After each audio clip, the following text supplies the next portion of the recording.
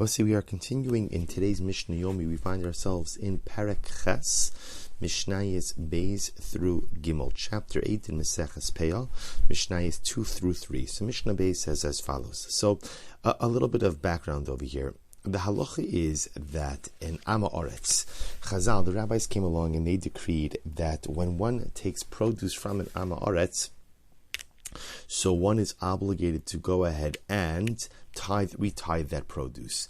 The concern is, even if the Ama Aretz says I tithed it, because there's a general concern that Ama Aretz, unlearned individuals are not well versed in the laws of tithing, that either they didn't tithe or they didn't tithe correctly.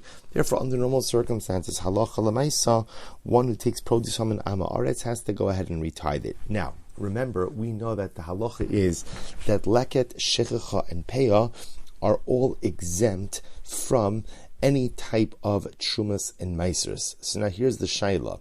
What is the believability, or what is the credibility of a poor person when he says that the produce he has is leket, shechicha, and peah, and therefore exempt from any other tithes? So the Mishnah says, Ne'emanan ala leket val shechicha ala peah b'shaiton. So interestingly enough, Mishna says that halacha l'maisa, an ani, a poor person, is permitted to go ahead. This is talking about, by the way, a poor person who is an Ama Aretz, a poor person who is unlearned. So a poor person who is an Ama Aretz is believed to say that his produce that he has is either leket, shechicha, and peah, and therefore exempt from any type of trumas and maisras, b'shaiton.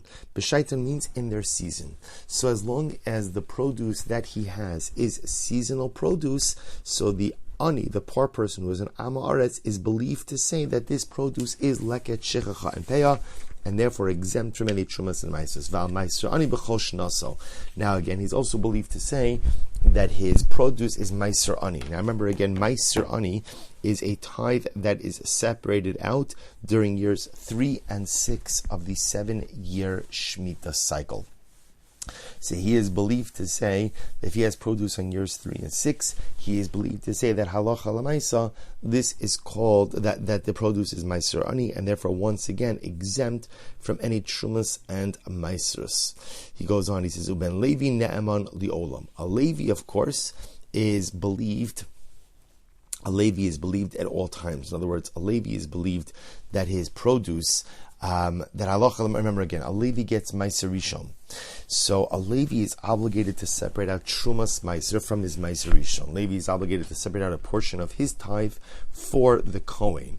So the Mishnah therefore says that halacha l'maisa, a Ben Levi is believed to say that he separated out trumas maiser from his produce. Ve'eino ne'emanon al davar shebnei adam.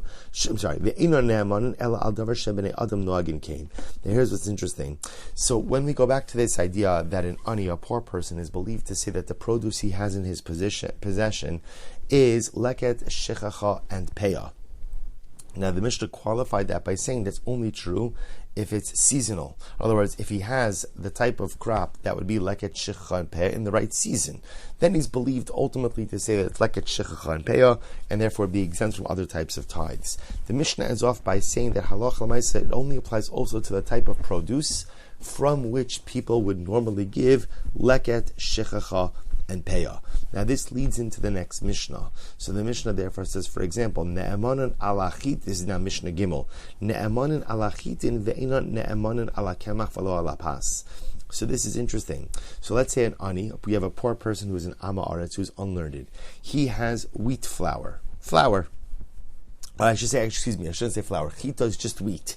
He has unprocessed wheat, and he claims that the unprocessed wheat is leket, shechicha, or peah. He's believed, because unprocessed wheat is something from which one would normally leave leket, shechicha, and peah. However, ve'enon ne'emanan ala kemach v'lo ala pas. However, if he had flour or he had bread in his possession, he would not be believed to say that they are leket, shechicha, and peah, since again, one does not normally leave leket, shechicha, and peah from flour or from bread.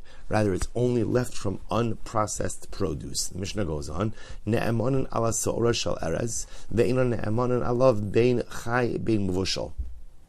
So interestingly enough, if the poor person who is an Amar Aretz has Se'ora Shel Oretz means rice that is still in its shell. If he has rice that it's still in its shell, so he is believed ultimately again that this is leket shechacha and peah. However, if he has rice that is chai, now remember again, that means the chai means the shell has been removed, or mevushal, or is cooked. So since these are not normally food items from which one would receive leket shechacha and peah, he's not believed to say that it is leket shechacha and peah. Ne'emanan al hapul ve'ina ne'emanan al agrisin lo chaim v'lo mevushalin. Similarly again, if he has whole beans, he's believed to say that Allah Chalamaysa, this is leket shechacha and peah, since once again it would be normal to leave leket shechacha and peah from such an item. However, he's not believed ve'ina ne'emanan ala grisin lochaim lo mavushal. Grisin are crushed beans. So he's not believed regarding crushed beans, whether the crushed beans are raw or they are cooked, because once again, crushed beans are not normally the type of item that you would give to a poor person. Ne'emanin ala shemen lomar shel meiser anihu. So here's what's interesting. Halacha l'maisa, the one exception to this would be olive oil. If the ani has olive oil and he claims that it's meiser ani, he's believed in that situation. Why is he believed? Because apparently it was common to give meiser ani, which is the tithe for the poor, from oil instead of olives. So because that was common, because that was normal, therefore halacha l'maisa, he is believed to say so. Ve'enon ne'emanin alav lomar shall ze say nikofu. This is interesting. He's not believed to say that olive oil was made from shichacha. Now this is interesting. In other words, he's believed to say if he has oil, that the oil came from meiser ani, because that was apparently common. But he's not believed to say if he has oil, he's not believed to say that that oil came from shichacha. The Bartanur explains that's because when it comes to shichacha, there's not usually enough olives to produce a significant amount of oil left in the field. So it's an interesting distinction.